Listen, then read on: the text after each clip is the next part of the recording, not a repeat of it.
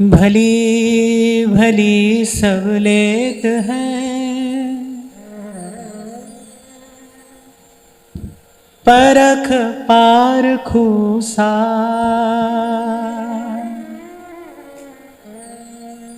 खोटे व्यास अनन्य को, गाहक नंद कुमार।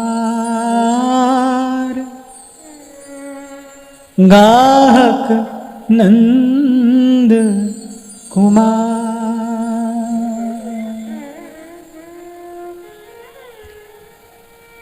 बड़े भाव में भरकर श्री हरिराम व्यास जी कह रहे हैं कि भली भली सब लेत हैं, परख पारखू सार। और व्यास जी कहते हैं अर्थात सब शास्त्र पुराण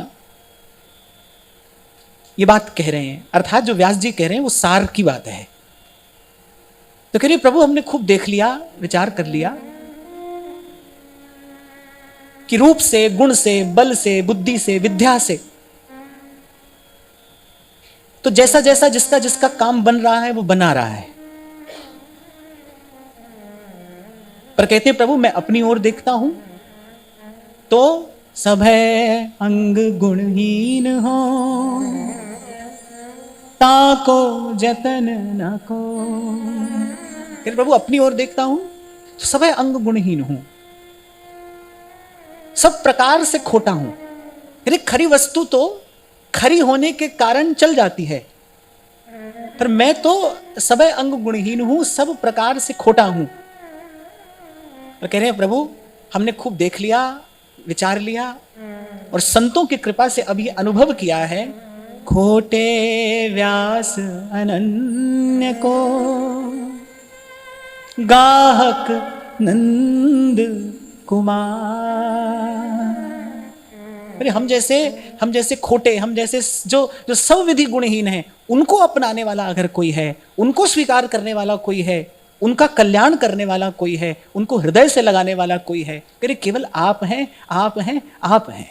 अच्छा यहां एक बात व्यास जी की ध्यान देने योग्य है, वो कह रहे खोटे व्यास, पर फिर कह रहे अनन्य को, गाहक नंद कुमार। कह रहे प्रभु हूं तो खोटा, पर सब विधि आपका हूं। बस बड़ी बात यह है, जो प्राप्त करने योग्य भाव है ना, वो ये है कि भाई जैसे भी हैं पर सब विधि हैं आपके। अनन्य भक्ति भगवान को अपनी ओर आकर्षित करती है। जैसे एक रूपवती गुणवती कन्या किसी योग्य पुरुष को अपनी ओर आकृष्ट कर लेती है, ऐसे जो अनन्य भक्ति है जिसमें किसी अन्य की भाव भावना का लेश भी ना हो, अनन्य भक्ति है, वो भगवान को अपनी ओर खींच लेती है, भगवान को अपनी ओर आकर्षित कर लेती है।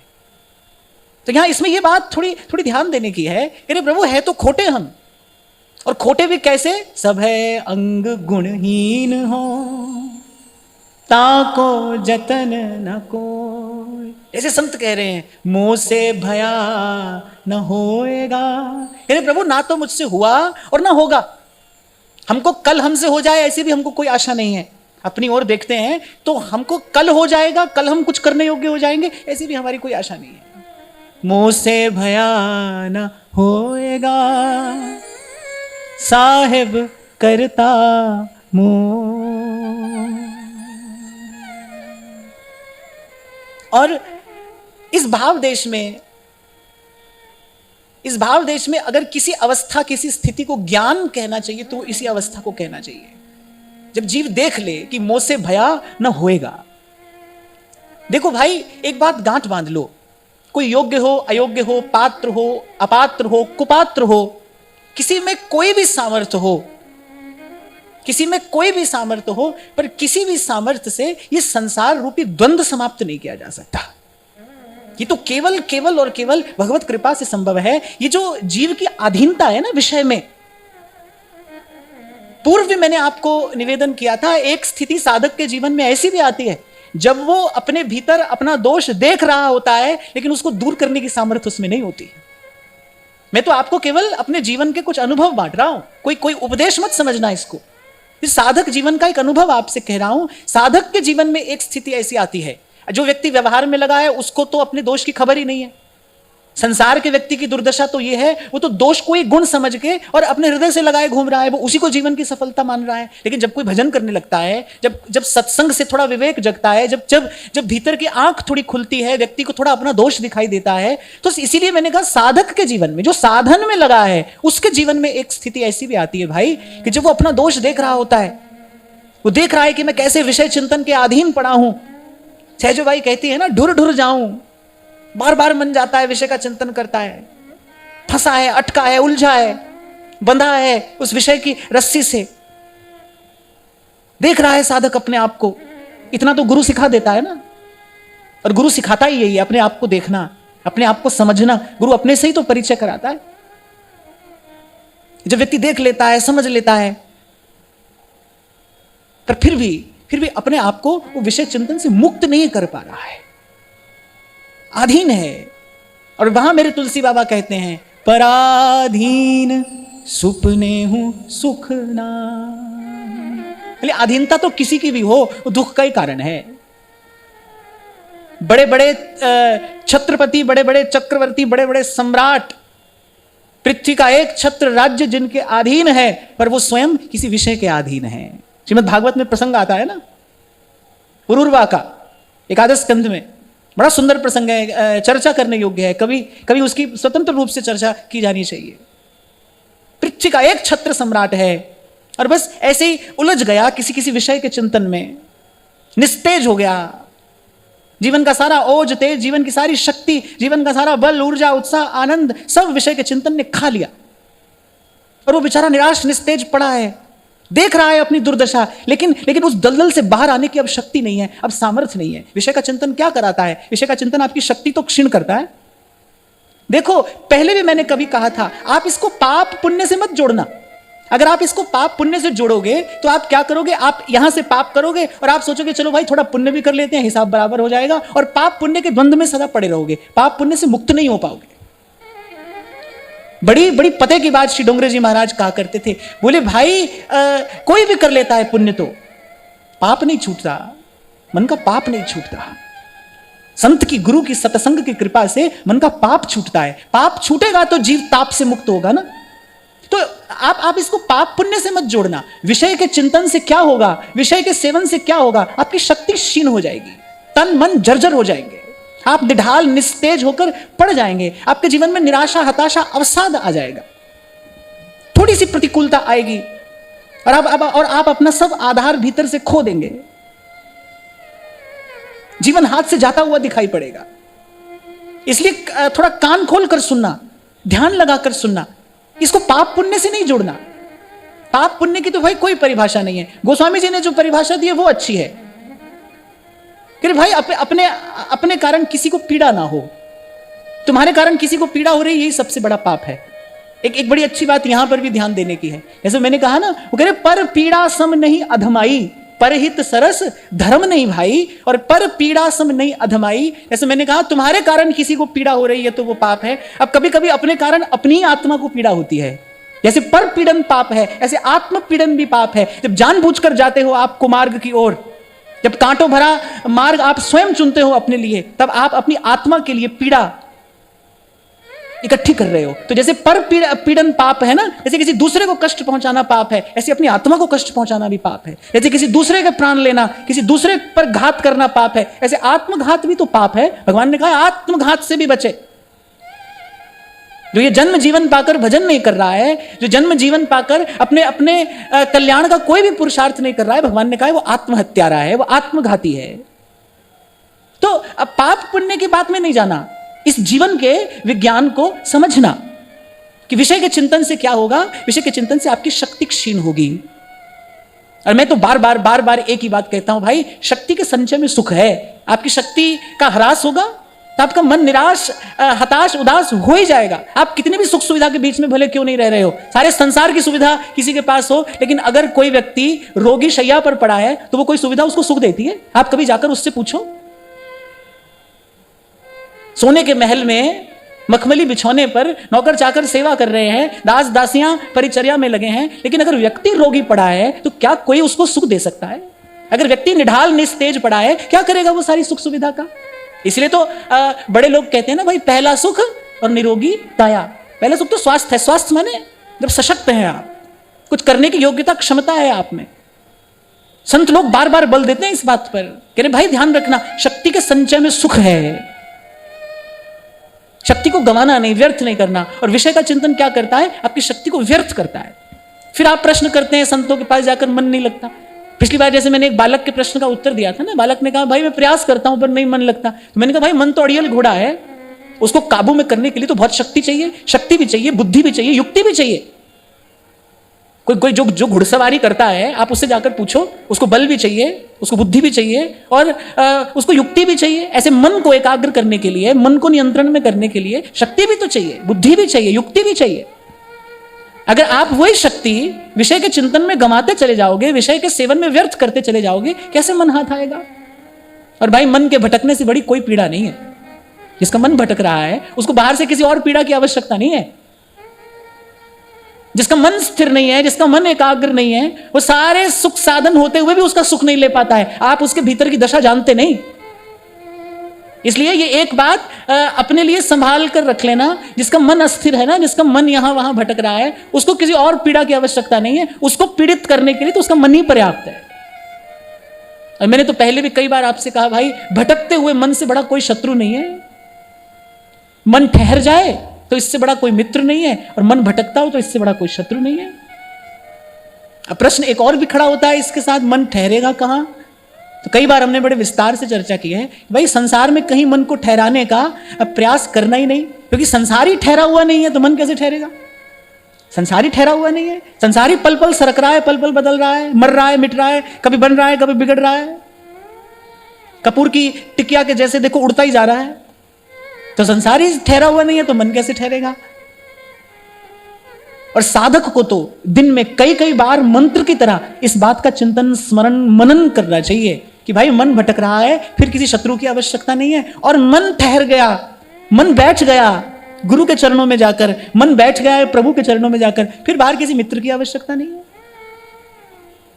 फिर कोई और मित्र नहीं चाहिए। फिर मन से बड़ा कोई मित्र ही नहीं है। जिसने राम से मिला दिया, मन ही मिलावे राम से, क्या क्या अर्थ है इस बात का। और मन ही करे फजीत, कभी यहां कभी वहां। आदमी भूत से प्रेत से कितना डरता है, अपने मन से डरे भाई। मन से बड़ा प्रेत कौन सा है। प्रेत क्या होता है, कैसा होता है, कभी देखा है आपने। नहीं देखा नहीं होगा, है ना। क्या होता है प्रेत। भूख लगती है, खा नहीं सकता, प्यास लगती है, पी नहीं सकता, माने जिसको कभी तृप्ति ना हो, जो अतृप्त है, बेचैन, अतृप्त, यहां से वहां से यहां, स्वयं भी पीड़ा पाता हुआ, दूसरे को भी पीड़ा देता हुआ, जो यत्र तत्र भटक रहा है, किस लिए, तृप्ति के लिए। यह है प्रेत योनि का दुख, यह है प्रेत योनि की पीड़ा। तो आप देखो, अगर थोड़ा विचारो तो एक प्रेत तो अपने भीतर भी बैठा है, मन भी तो प्रेत ही है, तृप्त नहीं हो रहा है। खूब खा लिया, फिर और खाना चाहिए, खूब विषय भोग लिया, फिर नया विषय भोग चाहिए, तृप्ति नहीं है। और यहां से वहां से यहां, स्वयं भी पीड़ा पा रहा है और छल कपट करके दूसरे को भी पीड़ा देता है, पर तृप्ति नहीं है। ये जो कहते हैं ना, श्रीमद् भागवत की कथा श्रवण करते ही प्रेत का उद्धार हो गया। तो बाहर तो खबर नहीं प्रेत का उद्धार कैसे हो, पर भागवत की कथा से ये जो भीतर प्रेत बैठा है ना, इसका उद्धार हो जाता है। इसी के लिए कथा सुननी भी चाहिए कि जो अपने भीतर प्रेत बैठा है ना, इसका उद्धार हो जाए, इसको तृप्ति मिल जाए, ये विश्राम पा जाए। तो हम बात कर रहे थे कि पराधीन सुपने सुख नाही। आपने कर ली दुनिया मुट्ठी में, पर बड़ी बात है भाई, मन मुट्ठी में आया है कि नहीं आया है। हम स्कूल में प्रार्थना किया करते थे, हमको मन की शक्ति देना, हम मन विजय करें। बड़ी सुंदर बात है कि दूसरों की जय से पहले खुद पे जय करें। हमको मन की शक्ति देना, हम मन विजय करें। यहां व्यास जी एक बात कहते हैं, मेरी पराधीनता मेटो हरिकिन। अब व्यास जी कह रहे हैं, और ये जो पराधीनता है, कह रहे ये श्री हरि के अतिरिक्त कोई मिटा नहीं सकता। कह रहे इस पराधीनता से, इस बंधन से, कह रहे प्रभु के अतिरिक्त कोई मुक्त नहीं कर सकता, नर हो या नारी हो। आप देखिए श्री कृष्ण लीला का अगर आप चिंतन करें तो 16,000 कन्याओं को श्री कृष्ण मुक्त कराते हैं। ऐसे ही कितने कितने राजाओं को बंधन से मुक्त कराते हैं। वो ऐसे बंधन में पड़े हैं कि भाई कोई वहां तक पहुंच नहीं सकता, कोई उनको मुक्त नहीं करा सकता, क्योंकि जिसने बांधा है वो बड़ा सबल है, बड़ा शक्तिशाली है, समर्थ है। एक श्री कृष्ण है जो मुक्त कर सकते हैं। ऐसे ही व्यास जी कह रहे हैं, भाई हमने अपने खूब साधन करके देख लिए, हमने खूब हाथ पैर भी मारकर देख लिए, पर हमसे कुछ बना नहीं। मुझसे भया न होएगा साहिब करता मोह। बस इसी को कहते हैं प्रभु के चरणों में आकर हार जाना। भाई प्रभु अब हमसे नहीं होगा। लेकिन एक बात और ध्यान रखना कि खोटे व्यास अनन्य को, बोले वो नंद कुमार जो है ना, वो ग्राहक तो है, बोले खोटी वस्तु भी ले लेता है, वो तो संसार तो खरी खरी लेता है। आप किसी भी देवी देवता की शरण में जाओ भाई, उसकी पूजा की कुछ विधि है, कुछ निषेध है। आप ये वस्तु उसको चढ़ा सकते हो, ये नहीं चढ़ा सकते हो। न चढ़ाने वाली वस्तु अगर आपने उसको चढ़ाई तो वो रुष्ट हो जाएगा। आप देखो शास्त्रों में देवी देवता की पूजा का विधान है ना, कि अमुक देवता को आप अमुक पुष्प चढ़ाओगे तो प्रसन्न होगा, अमुक चढ़ाओगे तो अप्रसन्न होगा। पर यहां एक हमारे ठाकुर जी हैं, एक ये नंद कुमार है, ये गोपियों को भी स्वीकार करता है और ना तो ये कुब्जा को भी नहीं करता है, ना ये कुब्जा को भी नहीं करता है। अभी 2-3 दिन पहले मुझे किसी ने एक बड़ी सुंदर सी बात लिखी थी, दिखाई कि बोले ये तो ऐसे हैं कि लेने पर आते हैं तो 3 पग में सर्वस्व ले लेते हैं, देने पर आते हैं तो 2 मुट्ठी चिवड़े में तीनों लोगों का दान कर सकते हैं। और मैंने कहा लेने पर आए तो ऐसा कर दें, देने पर आए तो ऐसा कर दें, और मैंने कहा अपनी पे आ जाते हैं तो लेने देने से सदा के लिए मुक्त भी कर देते हैं। मैंने कहा भाई लेना देना तो कोई भी कर लेता है, लेना देना तो सब जगह हो रहा है, हम तुम भी लेना देना कर रहे हैं। किसी भी देवी देवता की शरण में चले जाओ, लेना देना तो भाई सब जगह हो रहा है। यहां विशेषता क्या है? बोले ये अगर अपनी पे आ जाए, बोले लेने देने से सदा के लिए मुक्त कर देता है। अगर ये खुश हो जाए तो कदाई बख्श देते हैं, अगर नाराज हो तो बादशाही बख्श देते हैं, अगर अपना बनाते हैं तो सब कुछ लूट लेते हैं। ये मोहन है तभी तो मुस्कुरा कर लूट लेते हैं। आप कभी इस बात का विचार करना, आप किसी का भी दर्शन करो, सबके हाथ में किसी के हाथ में शस्त्र है, किसी के हाथ में शास्त्र है, पर कोई फकीर कहता है, और मेरे श्री कृष्ण का ही चिंतन करके कहता है कि ओदे हाथ विच तीर तलवार भी नहीं, उसके हाथ में कुछ भी नहीं है। ओदे हाथ विच तीर तलवार भी नहीं ते ओदा खाली जांदा वार भी नहीं, बस मुस्कुरा कर लूट लेते हैं। तो खैर मैं तो ये आपसे कह रहा था कि विधि है, निषेध है, एक ये ऐसे हैं जो सबको स्वीकार करते हैं। यहां सबकी स्वीकृति है, सबके लिए द्वार खुला है, सबके लिए।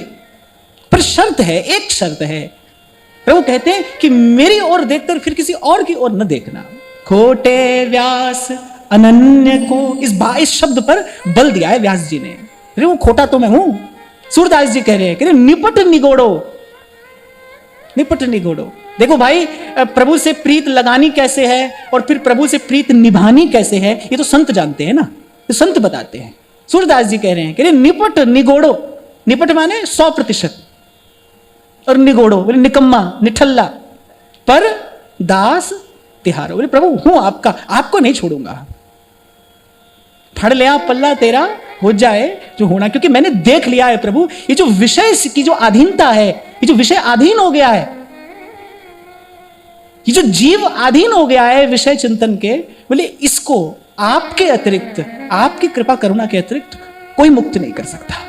तापत्रय विनाशाय श्री कृष्णाय वयं नुमः, श्री कृष्णाय वयं नुमः। और स्वभाव कैसा है साहब, एक प्रणाम पर संतुष्ट हो जाते हैं। पत्रम पुष्पम फलम तोयम, फिर कुछ भी, चुल्लू भर जल, फिर उसी से ही प्रसन्न हो जाते हैं। तभी मेरे तुलसी बाबा नेत्रों में भाव का जल भर के कहते हैं, अस प्रभु छाड़ भजहि जे आना, ते नर पशु बिन पूछ समान, ते नर पशु बिन पूछ समाना। अस प्रभु छाड़ भजहि जे आना। तो व्यास जी प्रार्थना करते हैं, कह प्रभु आपकी कृपा मुझे आपके द्वार तक ले आई है। अब कह रहे हैं कि मेरी पराधीनता मेटो हरिकिन। कह रहे ये जो मैं विषय चिंतन के अधीन पड़ा हूं, शूकर की भांति पुनः पुनः उसी गंदी नाली में जाकर गिरता हूं, कह रहे मेरी ये अधीनता आप मिटाते क्यों नहीं? कह प्रभु आप मुझे स्वतंत्र क्यों नहीं करते? क्यों नहीं आप मुझ पर अपना अधिकार कर लेते? क्यों नहीं आप मुझे अपना लेते?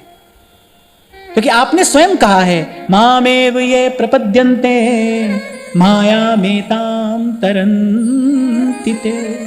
आपको याद हो तो कभी मैंने आपसे कहा था, किसी ने मुझसे पूछा ले भजन कब तक करना है, कब तक साधन करें, कब तक भजन करें? मैंने कहा जब तक ठाकुर जी ये कह ना दे कि ये मेरा है, बस तब तक करना है, जब तक प्रभु से सुन ना लो। तो व्यास जी कहते हैं कि प्रभु आपको दया नहीं आती मुझ पर? आपका होकर आज आपने आरंभ में करुणा बेली का पाठ किया होगा। श्री चाचा वृंदावन दास जी बार बार ठाकुर जी से यही तो कह रहे हैं, कह रहे प्रभु आपके होकर और हम इस प्रकार भटक रहे हैं, तो अपयश आपका है। चिंता मोहि नाथ अपारा अपजस नहीं हो तुम्हारा। मैं तो आपको ये कहूंगा भाई, एक जो करने का काम है वो करो। सबसे पहले सब ओर से समेट लो अपना मन। एक बात अपने मन में बिठा लो, भाई बात बनेगी तो यहीं से बनेगी, कहीं से नहीं बन सकती, कहीं से भी नहीं, किसी भी प्रकार से नहीं। श्री हरि के अतिरिक्त, प्रभु के अतिरिक्त इस समग्र अस्तित्व में किसी की सामर्थ्य नहीं है जो जीव के त्रिताप को सदा के लिए नष्ट कर दे। भगवान कह रहे हैं, घोषणा करते हैं श्रीमद् भगवत गीता जी में, यद गत्वा न निवर्तन्ते तद्धामं परमं। भगवान कह रहे मेरा धाम है, यहां जाने के बाद फिर आवागमन के इस द्वंद्व में नहीं लौटना पड़ता, मैं करता हूं मुक्त। अभी थोड़ी देर पहले यही कहा ना मैंने आपसे, इनका लेना देना तो वही सब जगह हो रहा है। कोई ऐसा हो जो लेने देने से न्यारा कर दे, क्योंकि जो आनंद है ना वो तो लेने देने से मुक्त हो जाने के बाद है ना। कछु लेना न देना मगन रहना, कछु लेना न देना। आप थोड़ा विचार कर लेना भाई, जहां लगी गो गोचर मन जाई। मन की इंद्रियों की जहां तक गति है, जहां तक, यहां से लेकर ब्रह्मलोक पर्यंत वहां तक द्वंद्व है। इसलिए मेरे महाप्रभु जी कह रहे हैं प्रपंच पंच सब काल व्याल को खायो। जहां द्वंद्व है वहां अस्थिरता है, वहां भय है, वहां भ्रम है, वहां भूल है।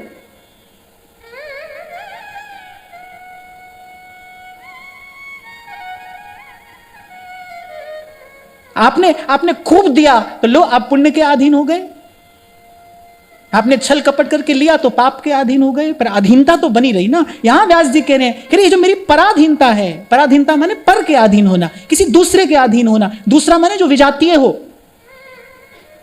किसी अपने के अधीन होने में तो सुख है। छोटा सा उदाहरण देता हूं मैं आपको। आपका कोई अपना व्यक्ति जब आप पर अधिकार जताता है तो अच्छा लगता है ना। जब आप किसी अपने के अधीन होते हैं, जहां आत्मीयता है, जहां स्नेह है, जहां प्रेम है, वहां तो अधीनता बड़ा सुख देती है। पराधीनता माने पर की अधीनता, पर माने दूसरा, दूसरा माने जो विजातीय है, जो हमारा नहीं है, जिसके हम नहीं है, जो हमारा कभी नहीं हो सकता, हम जिसके कभी नहीं हो सकते, उसकी अधीनता को पराधीनता कहा है। इस शब्द का चिंतन करना चाहिए। पराधीन माने जो पर के अधीन है, पर माने दूसरा, और दूसरा कौन है? जो विजातीय है, जो हमारा नहीं है, हम जिसके नहीं है, हो भी नहीं सकते। और तीन ही चीज है संसार में, इस सारे अस्तित्व में। भक्ति मार्ग के आचार्यों ने, जगत गुरु भगवान श्री रामानुजाचार्य, वो अपने भक्ति दर्शन में कहते हैं भाई तीन ही तत्व है, जीव है, ब्रह्म है और माया है। जीव ब्रह्म से सजाती है, वेद भगवान कह रहे हैं द्वासुपर्णा सयुजा सखायो। इस शरीर के भीतर जीव भी है और परमात्मा भी है। आपको कभी मैंने कथा सुनाई थी कि जब युद्ध समाप्त हो गया महाभारत का, तो श्री कृष्ण ने अर्जुन से कहा कि अर्जुन अब तुम कूद जाओ, पार्थ अब इस रथ का त्याग कर दो। अब अर्जुन ने कहा कि प्रभु आपने बहुत सेवा कर ली, अब तो युद्ध समाप्त हो गया, अब आप उतरिए, बाकी का कार्य मैं करूंगा। फिर भगवान ने गंभीर शब्दों में आदेश देते हुए कहा कि उतरो। और जब अर्जुन उतरा, अभी जब श्री कृष्ण ने रथ के घोड़े खोल दिए, पवन पुत्र भी ध्वजा से विदा हो गए, और जैसे ही श्री कृष्ण कूदे भयंकर विस्फोट हुआ, रथ नष्ट हो गया। देखो इस कथा में एक बड़ा गहन संदेश भी छिपा है। ऐसे ही जो शरीर रूपी रथ है ना, इसमें भी जीवात्मा भी है और परमात्मा भी है। परमात्मा ये कहते हैं कि इससे पहले मैं चला जाऊं तुम अपना कार्य पूरा कर लो, क्योंकि मेरे उतर जाने के बाद यहां कुछ नहीं रहेगा। फिर नहीं रहेगा कुछ। सबसे पहले तो भाई ये मोटी सी बात पर बड़ी मधुर सी बात ये यहां पर बैठा लेनी है कि कहीं से भी हम ले सकते हैं, दे सकते हैं, लेकिन लेने देने से मुक्त हम प्रभु की कृपा के बिना नहीं हो सकती। केवल श्री हरि है जो जीव को लेने देने से मुक्त कर सकते हैं, जो जीव की पराधीनता मिटा सकते हैं। अरे थोड़ा विस्तार से मैंने निवेदन किया, पराधीन माने दूसरे के अधीन होना। दूसरा कौन है? प्रभु के अतिरिक्त बाकी सब कोई दूसरा ही है। जीव के लिए अपना कौन है? केवल प्रभु अपने हैं, बाकी तो सब दूसरा ही है, विजातीय है, जिससे न कभी एक हुआ जा सकता है, न कोई हुआ, न कभी होगा, क्योंकि होने की संभावना नहीं है। संतों की बात बात में बात होती है, थोड़े से शब्दों में अर्थ अमित पर अक्षर थोड़े, ये संतों की वाणी का गुण होता है। थोड़े से शब्दों में बहुत सारी बातें कह देते हैं। तो व्यास जी कह रहे प्रभु मेरी पराधीनता मिटाइए, ये जो मैं दूसरे के अधीन हूं ना, इससे मुझे मुक्त करिए। कह रहे क्यों नहीं मिटाते? व्यास जी के तो कहने का तरीका भी ये है, कह रहे मेरी पराधीनता मेटो हरि किन, क्यों नहीं मिटाते? कह रहे अपने शरण राख ले हो बलि जाऊं, विमुखन के द्वारे उझको जिन। कह रहे प्रभु अब बड़ी लज्जा आती है, अब बड़ी लज्जा आती है, मैं आपका नाम जपता हूं, गुरु की कृपा से मेरे माथे पर वैष्णव तिलक है, मेरे गले में तुलसी की कंठी है, ये पवित्र वेश मुझे गुरु की कृपा से मिला है, मैं आपका नाम जपता हूं, और भीतर ही भीतर ये मेरा मन विषय का भी चिंतन करता है, विषय का भी सेवन करता है, सुख की आशा में, सुख की लालसा में मैं किस के द्वारे जाकर नहीं झांकता, मैं किस का संग नहीं करता। एक बार थोड़ा विचार तो करो, आप अल्प सा, क्षणभंगुर सा, अस्थिर सा, थोड़ा सा, और वो भी जिसके गर्भ में बहुत बड़ा दुख है, ऐसा सुख पाने के लिए किसी का भी संग कर लेते हैं हम। किसी के भी साथ उठ गए, किसी के साथ भी बैठ गए, किसी से भी लेना देना कर लिया, किसी से भी व्यवहार कर लिया। एक बार मोटी बुद्धि से इसका विचार करना, भाई ये सारा झगड़ा झंझट क्यों कर रहे हैं? इसलिए कि थोड़ा सुख मिले, बस इसीलिए। और मेरे महाप्रभु कह रहे हैं अरे सुखी तो चाहता है। अंतिम कहानी की अंतिम बात क्या है? ये जो इतनी बड़ी कहानी है, इसकी अंतिम बात क्या है? भाई सुखी तो चाहते हो, सुख चाहत हरिवंश हित। ये सुबह से लेकर शाम तक का जो परिश्रम है, कर क्यों रहे हो? किस लिए कर रहे हो? कोई और लक्ष्य हो तो बताओ। सुख पाने के लिए तो कर रहे हो। तो कह रहे सुख चाहत हरिवंश हित, तो फिर कह रहे क्यों ना बिन कष्ट रस सिंधु को पीजिए। कह रहे देखो यहां सुख का सागर बह रहा है, जिसके नाम में सुख है, जिसके रूप में सुख है, जिसकी लीला में सुख का सिंधु लहरा रहा है, जिसका धाम ऐसा है यत्र प्रविष्टः सकलोपि जंतु आनंद सच्चिद घनताम उपैति, जो आश्रय लेने वाले को सुख स्वरूप कर देता है। बोले ऐसे प्रभु को छोड़कर हस प्रभु छाड़, और किस किस के पीछे दौड़ता है तू? व्यास जी तो अपने मन की दशा बता रहे हैं। कह प्रभु मैं तो विमुखों के द्वारे जाकर झांकता हूं, कह मेरी इस दुर्दशा से मुझे मुक्त करिए प्रभु। क्यों नहीं करते? क्यों नहीं आप मुझ पर अपना अधिकार कर लेते? क्यों नहीं आप मुझे स्वीकार कर लेते? एक बार आपके चरण कमल मेरे मस्तक पर आ जाएं, तो जैसे कालिया निर्भय हो गया था ना, ठाकुर जी ने कहा भाई अब तू कहीं भी जा, अब तुझे कहीं पर भी भय नहीं है, तुझे माया काल का भय नहीं है। क्यों? क्योंकि तेरे मस्तक पर मेरे चरण कमल है, मेरे चरणों के चिन्ह है, अब तुझे कोई भय नहीं है। बस यहीं आकर जीव निर्भय होता है, हो सकता है कि मस्तक पर प्रभु के चरण कमल विराजमान हो जाएं।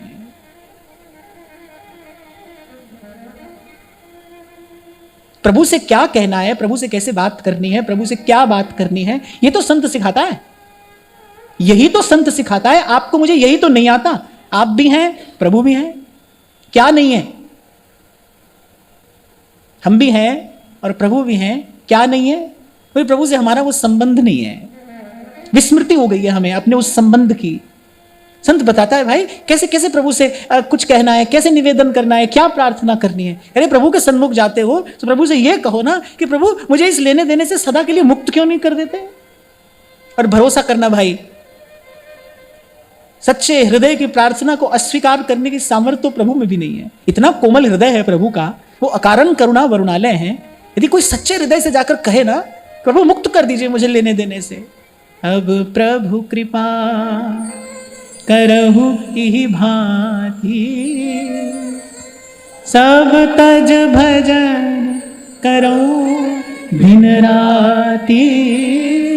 सब तज भजन करहु दिन राती। एकादश स्कंद में भगवान श्री उद्धव जी को अपनी पूजा की विधि बता रहे हैं कि किस प्रकार श्री विग्रह आदि में मेरी पूजा की जानी चाहिए। भगवान स्वयं बता रहे हैं उद्धव जी को।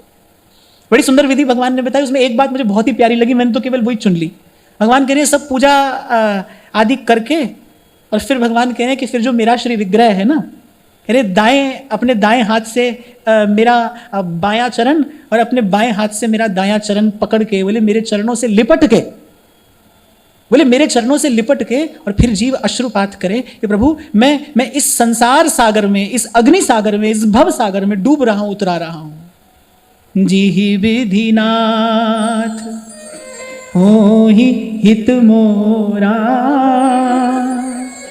करहूं सुबेगी दास मैं तोरा, करहूं सुबेगी दास मैं तोरा। अरे किसी की दीनता को देखकर ही तो हृदय में दया का प्रादुर्भाव होता है। आप सड़क पर चलते किसी दीन दुखी को देखते हो, आपके मन में दया करुणा का संचार होता है ना, कि भाई किस प्रकार थोड़ी सी इसकी पीड़ा दूर कर पाए। इसलिए तुलसी बाबा कह रहे ना, यही दरबार दीन को आदर, रीति सदा चली आई। सब ओर से हार कर थक कर जब जाता है जीव, कि वो सब ओर से हार कर आया हूं मैं आपके पास, अब और नहीं सहा जाता।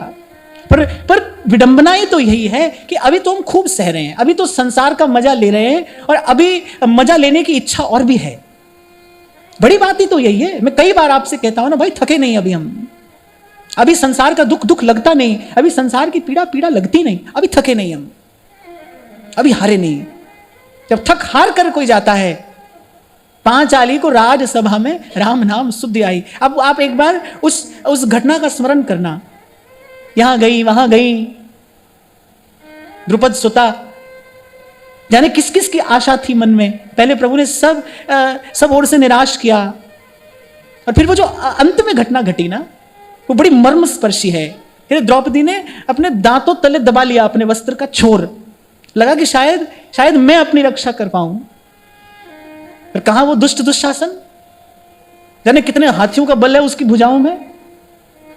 जब खींच लिया उसने वस्त्र, जब उसको लगा कि भाई अब तो कोई भी सहारा नहीं है, मेरा कोई ना सहारा बिन तेरे, नंदलाल संवरिया में। आपने कभी उस चित्र का भी कहीं दर्शन किया हो ना, दोनों हाथ उठा लिए द्रौपदी ने, एक वस्त्रा थी उस समय, दोनों हाथ उठा लिए, रे गोविंद द्वारिका वासिन, जैसे कहा जैसी लाज द्रौपदी की राखी, जैसी लाज द्रौपदी की राखी। मुझे दोनों हाथ उठा लिए ना कि प्रभु अब आपके अतिरिक्त कोई भी नहीं है, अब मैं सब ओर से निराश हूं। पर हमारे जीवन की पीड़ा क्या है, अभी सब ओर से निराश हम हुए कहां हैं। अभी तो थोड़ी तन की आशा है, थोड़ी मन से आशा है, थोड़ी धन की आशा है। मैं यही तो आपको पुनः पुनः निवेदन करता हूं, भाई अभी हम थके नहीं ना, अभी हम हारे नहीं। थक हार के जो चला जाए, प्रभु पधरा देते हैं अपना चरण कमल उसके मस्तक पर। ये प्रभु का प्रण है, प्रभु की प्रतिज्ञा है। कोटि विप्र बध लागहि जाऊं, अरे कोई आ तो जाए, आए शरण तजहूं नहीं ताहू, आए शरण तजहूं नहीं ताहू। भजन क्या है, प्रभु के स्वरूप का ज्ञान और प्रभु के स्वभाव का ध्यान निरंतर बना रहे। प्रभु के स्वरूप का ज्ञान हो और प्रभु के स्वभाव का ध्यान हो। प्रभु का स्वभाव है ना महामधुर है, वो ध्येय है, उसका ध्यान बना रहे। कैसा है प्रभु का स्वभाव, कह कोई आए तो, पर कैसे, कह खोटा हो चलेगा, मैं खोटे को चलाऊंगा। हमारे यहाँ के एक रसिक तो प्रियालाल से विनती करते हैं, कहते हैं सांचे तो अनेक आप तारे प्यारे श्यामा श्याम। अरे सच्चे तो आपने बहुत तार दिए, मोह से झूठे हूं को वास वृंदावन दीजिए। पहले आज मेरे जैसा कोई झूठा आया है जो झूठा ही है, मुझ में छल कपट के अतिरिक्त तो और कुछ है ही नहीं, फिर मुझे भी स्वीकार करिए, तब तो आप पतित पावन कहां हैं। तो मुझे बात इतनी अच्छी लगी, भगवान कह रहे ऐसे दाएं हाथ से मेरा बायां चरण पकड़ ले और बाएं हाथ से मेरा दायां चरण पकड़ ले और बड़े मेरे चरणों से लिपट कर मुझसे कहे, लिपट कर कहे, मेरा कोई ना सहारा बिन तेरे घनश्याम सांवरिया में। अच्छा, सच्चे ना सही झूठे ही होकर कहना, पर कहना। प्रभु कह रहे हैं ये बात उद्धव जी से, और सब संतों ने साखी दी है। इसके अतिरिक्त इस अग्नि सिंधु से पार जाने का और कोई उपाय नहीं है भाई। कुछ भी करो आप, करते रहो, कहा भय किए कर्म जगदान देत देत। शास्त्र कहता है तपऊ राज राजऊ नरक, तप से राज्य मिलता है, राज्य सुख भोगने के बाद फिर नरक मिलता है। पुनरअपि जन्मम और पुनरअपि मरणम। भगवान शंकराचार्य जिनका अवतरण ही हुआ था किस लिए? वेदों में वर्णित ज्ञान का प्रकाश करने के लिए, मायावाद का खंडन करने के लिए, सब कहकर अंत में उनको यही तो कहना पड़ा, भज गोविंदम भज गोविंदम गोविंदम भज मूढ़ मते। नहीं तो अगर पुनरपि जन्मम पुनरपि मरणम, जियो मरो, लेते रहो देते रहो, जीते रहो मरते रहो, आते रहो जाते रहो, खाते रहो पीते रहो, पर रहोगे पराधीन, पर के अधीन रहोगे। कितना बड़ा संग्राम इस देश में हुआ, किसके लिए? स्वाधीन होने के लिए। स्वाधीन, स्वतंत्र, इसी में सुख है। तो कह रहे हैं, व्यास जी कह रहे हैं कि प्रभु अब रखिए अपनी शरण में, थक गया हूं मैं, द्वार द्वार जाकर भटकता हूं, कभी इससे सुख की आशा है, कभी उससे सुख की आशा है। और कह रहे हैं कि मैं तो विमुखों का भी संग करता हूं, अल्प सा सुख पाने के लिए, विषय का सुख पाने के लिए। मैं तो विमुखों का भी संग करता हूं कि शायद थोड़ा सुख यहां से मिल जाए। देखो, कभी कभी आत्म परिचय के अभाव में हमारी उन्नति नहीं हो पाती। आप इस बात का कभी ध्यान से विचार कर लेना। एक ही बात है, आप जो भी कर रहे हो, आपके द्वारा जो भी हो रहा है, आप जो भी छोटी बड़ी क्रिया कर रहे हो, आप कर केवल सुख पाने के लिए रहे। कोई और उत्तर नहीं है आपके मन के पास। आप कभी पूछना अपने मन से, कोई और उत्तर आपको मिलेगा नहीं। आप सुख पाने के लिए कर रहे हो, और सुख का सीधा सच्चा मार्ग तो यही है भाई। जी ही विधिनाथ हो ही हित मोरा, करऊं सुबेगी दास मैं तोरा। करऊं सुबेगी दास मैं तोरा। और थक हार कर कहिए प्रभु से, जी ही विधि प्रभु प्रसन्न मन होई। मैं बार बार आपको निवेदन करता हूं ना भाई, सरलतम व्याख्या है ये भक्ति की। जब अपना कोई संकल्प रहे ही नहीं, आपकी जो इच्छा हो वो करिए प्रभु। इसके मूल में क्या है? इसके मूल में परम विश्वास है। ब्रह्म ऋषि स्वामी श्री सत्यानंद जी महाराज तो प्रभु से मांगते ही यही है, कह रहे प्रभु यही दीजिए मुझे भरोसा राम तू दे अपना अनमोल, रहूं मस्त निश्चिंत में और कभी न जाऊं डोल। बात केवल इस जन्म जीवन की नहीं है भाई, ये तो समय बीत रहा है, बीत जाएगा, बहुत गई थोड़ी रही, सो बीती जाए। पर जीवन के खत्म हो जाने से जीव की पीड़ा का अंत नहीं होता ना। इस एक जीवन के समाप्त हो जाने से जीव के क्लेश का अंत नहीं होता ना।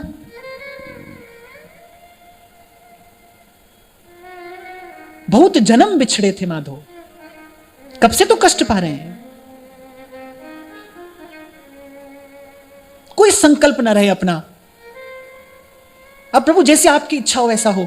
आप एक बार इस भाव का थोड़ा अभ्यास अपने जीवन में करके देखिए, आप अपने जीवन में सुख शांति की वर्षा होते देखेंगे।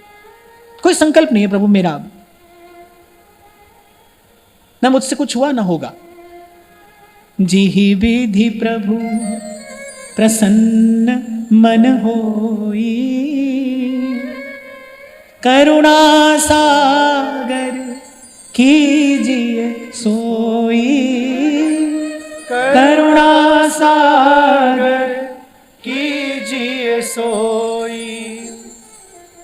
अच्छा, हमारे जो ये श्री हरिराम व्यास जी हैं ना, ये बड़ी खरी खरी बात कहने वाले हैं। स्वयं से भी कहते हैं, दूसरे से भी कहते हैं, प्रभु से भी कहते हैं। आगे क्या कहते हैं? तुम्हारे दास आस औरन की, उपजत नाहिन श्याम तुम्हें घिन। अब देखो व्यास जी समर्थ है, कह सकते हैं प्रभु से, कह रहे तुम्हारे दास और आस औरन की, सारा संसार मुझे आपका दास कहता है, हम हरि के दास हैं। बोले संसार मुझे तुम्हारा दास कहता है और मुझे अंदर से अभी औरों की आशा लगी है, इसकी आशा उसकी आशा। आपको बहुत पहले कभी मैंने कहा था ना, संसार का गणित क्या है? इसकी आशा उसकी आशा, तेरी आशा मेरी आशा, इससे आशा उससे आशा, सबको जमा कर लो, this plus this is equal to 0, सब 0। जीवन भी गया, समय भी गया, इत व्यवहार न उत परमारथ, और बीच ही बीच जो जन्म गमायो। सबकी आशा का अंतिम निचोड़ क्या है? निराशा। तो व्यास जी कह रहे तुम्हारे दास और आस औरन की। अरे बोले मुझे मन से मुझे दूसरों की आशा है। और क्या कहते हैं प्रभु को? उपजत नाहिन श्याम तुम्हें घिन। ऐसे हम कहते हैं ना किसी को, अरे कैसा काम करते हो, घिन नहीं आती? ऐसे व्यास जी कह रहे हैं ठाकुर जी से, बोले हम तुम्हारे कहलाते हैं और हमारे मन की ये दुर्दशा देखो। बोले कोई नहीं जानता, पर तुम तो जानते हो, हम तो जानते हैं। कह रहे प्रभु तुमको घृणा नहीं होती इससे? फिर कहते हैं सिंघन के बालक भूखे हूं, प्राण तजत नहीं चरत हरो तृण। अरे प्रभु हम आपके हैं। जैसे कबीर जी कहते हैं सिंह बचा जो लंघना तो भी घास ना खाए। शेर का बच्चा बहुत छोटा सा नन्हा सा शावक, अरे तो भी घास नहीं खाता, भूखा मर जाएगा लेकिन घास नहीं खाएगा। कह रहे ऐसे प्रभु हम आपके होकर और द्वार द्वार पर भटक रहे हैं, क्या हमारी दशा है? अच्छा, संतों ने ऐसे ही पीछे लग के, प्रभु के पीछे लग के अपना कार्य सिद्ध कराया है। चिंता मोहि नाथ अपारा, अपजस नहीं हो तुम्हारा। बोले हमारा कुछ न जाएगा, तुम्हारी शान जाएगी। हमारा क्या है? बोले हम तो जन्म जन्म के चोर हैं, हम तो जन्म जन्म के पापी हैं ना। बोले हमारा कुछ न जाएगा, तुम्हारी शान जाएगी, क्योंकि आप तुम्हारे कहलाते हैं। हम लाख बुरे लेकिन कहलाते तुम्हारे हैं। एक नजरे करम कर दो, क्या शान तुम्हारी है। दिल कश तेरा नक्शा है, सूरत भी प्यारी है। देखो भाई, संतों ने बस किसी भी प्रकार ये बताया है कि कैसे प्रभु से लगे रहना है। जैसे बालक खिलौने से लगा रहता है ना, खेलता रहता है, लगा रहता है, कभी उल्टा करता है कभी सीधा करता है, लगा रहता है बस उससे। नया खिलौना जैसे मिलता है ना बालक को, लगा रहता है उससे। ऐसे संत बता रहे भाई कैसे बस प्रभु से लगे रहना है। जैसे कबीर कहते हैं ना, बस गुरु चरणों से लगे रहना। ऐसे प्रभु से कहते रहिए, कहते रहिए। आप कहते रहोगे कभी आप सुनोगे भी। और जैसे ही प्रभु से कहना सुनना हुआ, ऐसे यहां का सब कहना सुनना समाप्त हो जाएगा। कांटे से ही कांटा निकलेगा। जैसे प्रभु से दो बात हुई, पहले संसार की सब बात एक और हो जाएगी। तो व्यास जी कह रहे हैं कि प्रभु आपके होकर और हम यहां वहां सुख की आशा लगाए हैं। प्रभु ये तो किसी भी प्रकार से उचित नहीं है कि सिंह का बालक होकर और कोई घास के तिनके चरता फिरे। देखो यहां कितना सुंदर सुदृढ़ आत्म परिचय है। मैं जिसकी बात आपसे बार बार कहता हूं ना, भाई कभी अपने मन को अपने पास लेकर बैठो, कभी अपने मन से दो बात करो, कभी अपने आप को देखो, कभी स्वयं को अनुभव करो। अब की बार श्री गीता जी के 6 अध्याय की चर्चा में यहीं से मैंने चर्चा आरंभ की थी ना, जब भगवान कह रहे ना आत्म संयम योग। आत्म संयम माने सेल्फ मास्टरी। कौन करेगा? जिसको अपनी खबर होगी वही तो करेगा ना। बड़ी प्यारी बात सहजोबाई कहती है, कह रही आपुन ही को खोज मिले तब राम सनेही। बोले स्वयं को ढूंढ वो मिलेगा, पहले स्वयं को खोज। आपुन ही को खोज मिले तब राम सनेही। इतनी जड़ हो जाती है बुद्धि संसार का चिंतन सेवन करते हुए कि ये आंख नाक हाथ पैर कान इसी का जोड़ समझने लगता है जीव स्वयं को, कि बस यही हूं मैं, इससे अधिक मेरा कोई और अस्तित्व नहीं है। यहां ये इन पंक्तियों के मूल में क्या है? इन पंक्तियों में बड़ा सुदृढ़ आत्म परिचय है। व्यास जी को ये तो खबर पड़ गई हम किसके हैं। प्रभु हम आपके हैं, मैं आपका हूं, और आपका होकर मेरी ये दशा हो रही है, आपका होकर मेरी ये दुर्दशा हो रही है। और फिर व्यास जी याद दिलाते हैं प्रभु को, कह रहे ताही प्रभु की प्रभुता साची, ताही प्रभु की प्रभुता साची, जाको सेवक सुख पावे दिन। प्रभु माने, प्रभु शब्द जो आया है ना, कहां से आया? भूमा, जो सबसे बड़ा है। कह रहे उसी प्रभु की प्रभुता सच्ची है, उसी बड़े की बड़ाई सच्ची है, इसका सेवक सुखी हो।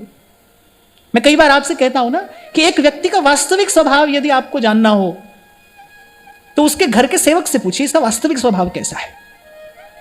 किसी बड़े आदमी का असली स्वभाव अगर आपको जानना हो तो उसके सेवक से पूछो कि भाई तुम्हारे साथ कैसा व्यवहार करता है।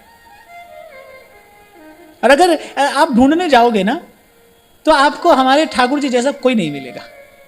ऐसी प्रभु करत दास पर प्रीति, प्रभु की सबसे अधिक प्रीति अपने सेवक पर है।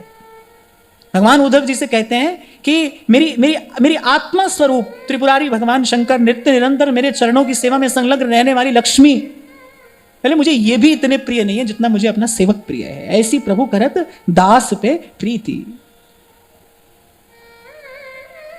तो व्यास जी कहने प्रभु उसी प्रभु की प्रभुता सच्ची है, उसी बड़े की बड़ाई है जिसका सेवक सुखी हो। ताही प्रभु की प्रभुता साची, जाको सेवक सुख पावे। और संत तो कह ही रहे हैं, महाराज वाणी में कहते हैं, हो जाको मीत साजन है समिया, तिस जन को काहे की कमिया।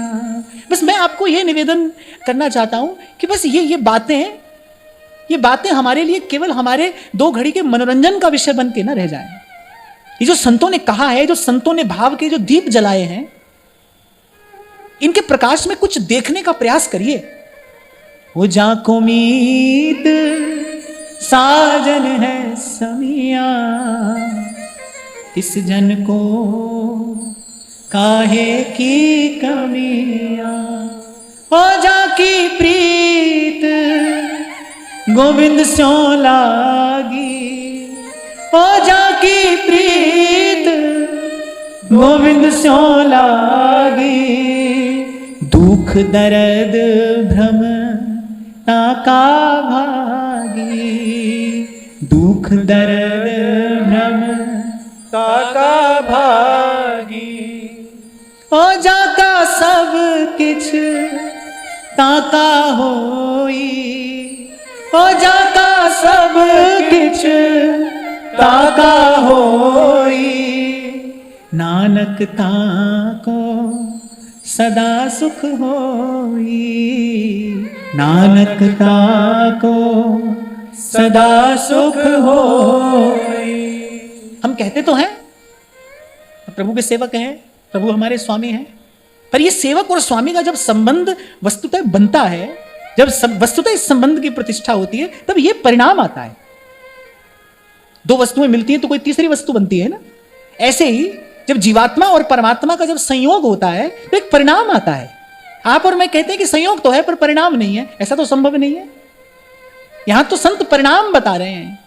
ओ जाका सब किछ ताका होई, ओ जाका सब किछ ताका होई। नानक तिसको सदा सुख होई, नानक तिसको सदा सुख होई। और फिर अंत में कहते हैं व्यास ही आस राधिका वर की व्यास ही आस। राधिका वर की। जैसे भी करो, जो भी करो, एक बार अपने आप को यहां ले आओ। बने तो रघुवर पे बने, बिगड़े तो भरपूर।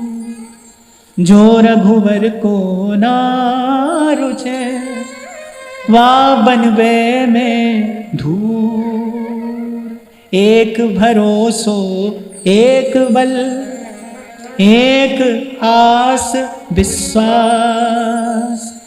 एक राम घन श्याम हित, चातक तुलसी दास। यहां से आज मैंने चर्चा आरंभ की कि जब व्यास जी भाव में भरकर कहते हैं भली भली सब लेते हैं परख पारखु सार, पर खोटे व्यास अनन्य को गाहक नंद कुमार। आप जाते हो बाजार में, अपनी पसंद की चीज लेने जाते हो ना भाई, अपनी पसंद की वस्तु लेने जाते हो। ऐसे ठाकुर जी जब कोई वस्तु लेते हैं, वो खरी खोटी नहीं देख रहे हैं, खरा है कि खोटा है वो बात तो बात की है। और मैं तो कहता हूं प्रभु के अंगीकार किए बिना कोई खरा हो ही नहीं सकता। प्रभु अंगीकार करते हैं तभी जीव खरा होता है, नहीं तो खोटा ही है, नहीं तो खोटा ही है, खोटा ही रहता है। ये स्वीकार करके किसी को खरा करते हैं। जब तक माया का स्पर्श है, महाप्रभु कह रहे हैं ना, पाए जान जगत में सब जन कपटी कुटिल कलिजुगी टंच।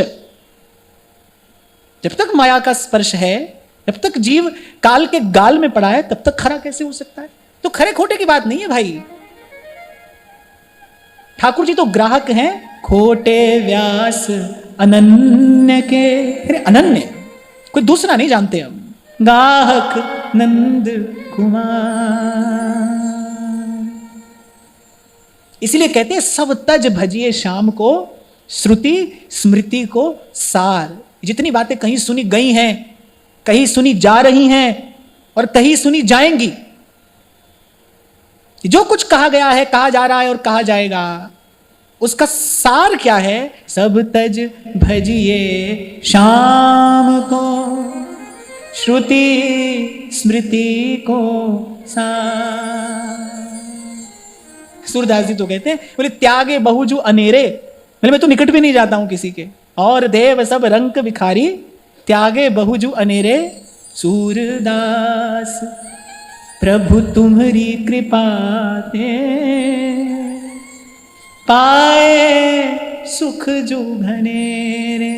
जो हम भले पूरे सोते। इसलिए जो भी करो यहां आ जाओ, एक भरोसो एक बल। जब दीक्षा होती है ना, तो मैं सबसे पहली बात यही कहता हूं कि भाई आपने आज तक जो भी साधन किया, जो भी जप तप किया, जो भी तीर्थ दान किया, उस सबकी कृपा से, सबके आशीर्वाद से आप यहां तक पहुंच गए हो। अब सबको प्रणाम करके, अब सब ओर से मन समेट के, सब ओर से दृष्टि समेट के, अब अपना सुख दुख जो भी कहना है ना, बस वो महाप्रभु जी से कहना है। अब इसके बाद यहां वहां नहीं देखना है। महाराज वाणी में कहते, गुरु के शब्द बनावहु ही मन।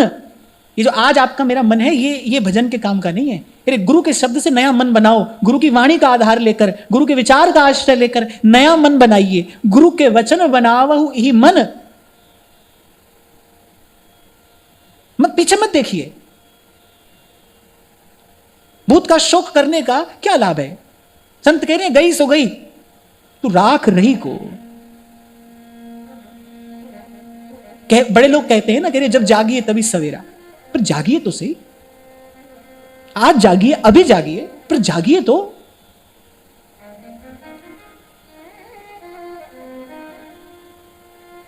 अब कहीं और मत देखिए। हम तो खरे हैं, खोटे हैं, जैसे भी हैं।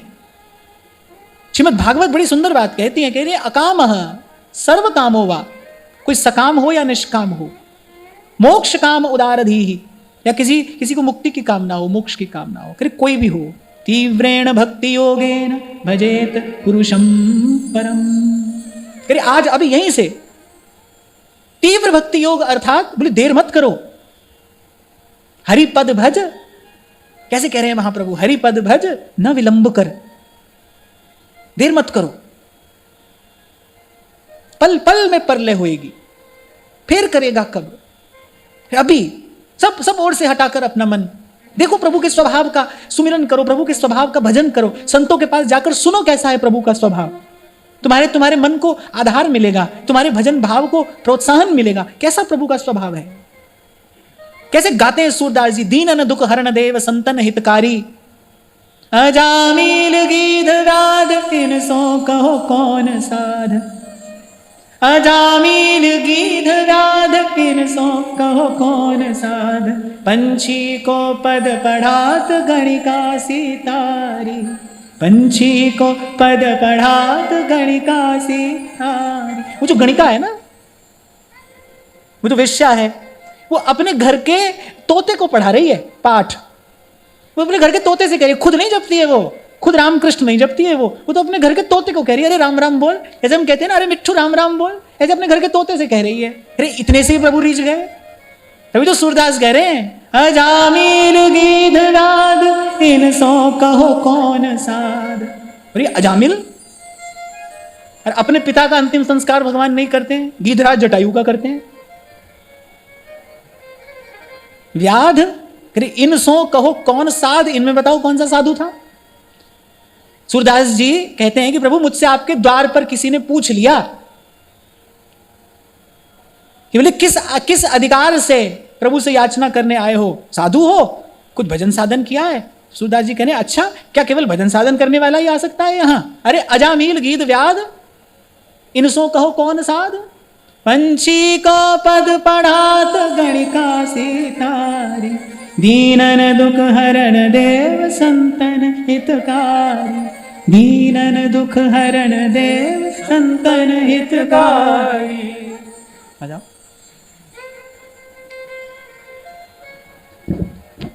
आप भी ठाकुर जी से कह दो, प्रभु जी इन सब का हिसाब किताब जो आपने किया, बोले हम भी इन्हीं की पंक्ति में खड़े हैं।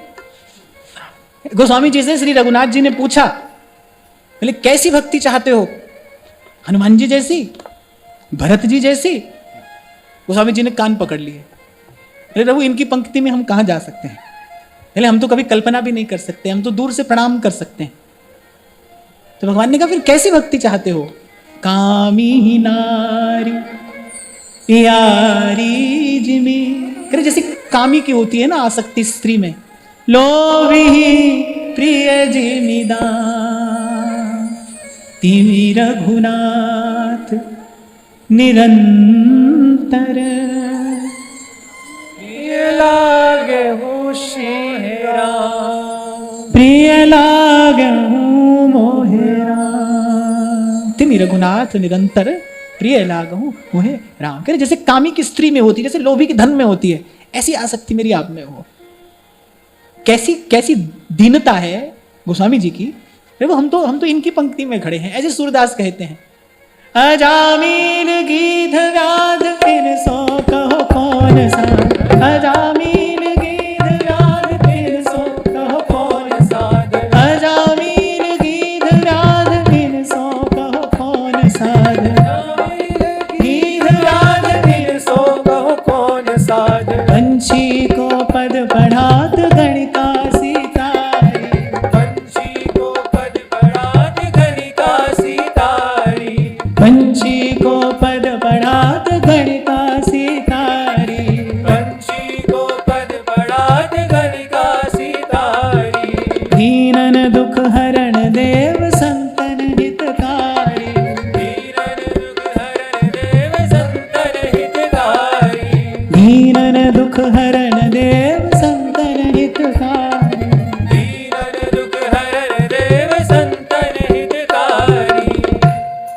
व्यास ही आस राधिकावर की। और हमारे ब्रज के संत तो कहते हैं सूदी भक्ति राधिकावर की, सूदी भक्ति।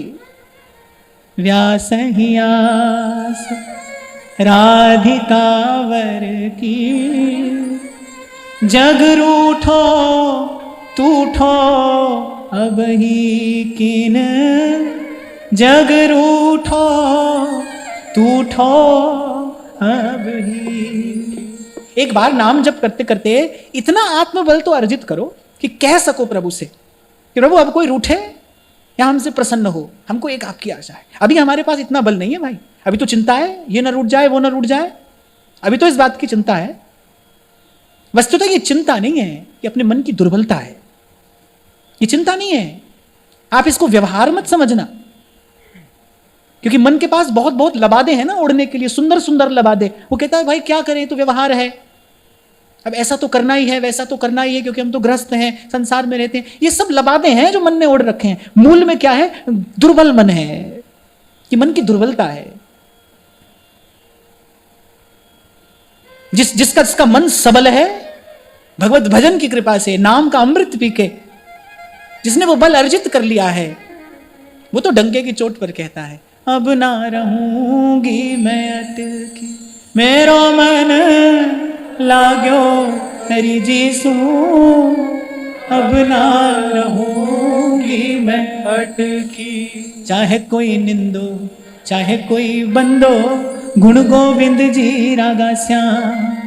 चाहे कोई निंदो चाहे कोई बंदो, गुण गोविंद जी रागा श्याम। देखो बहुत बार लोग प्रश्न करते हैं, घर का वातावरण अनुकूल नहीं है, कैसे भजन करें, कैसे साधन करें।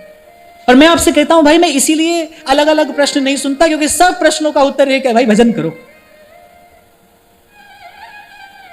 भजन करो। संसार अनुकूल हो तो क्या, प्रतिकूल हो तो क्या। 4 लोग आपको धक्का दें भजन के मार्ग पर, तो क्या भजन होने लगेगा? जिनके घर में सब अनुकूलता है उनसे नहीं हो रहा है, क्या करोगे?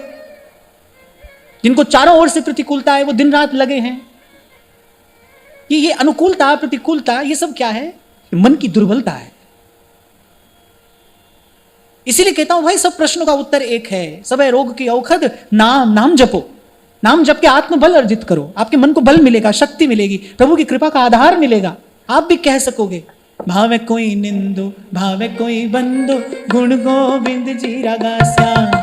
भावे कोई निंदो भावे कोई बंदो, गुण गोविंद जी रागा श्याम।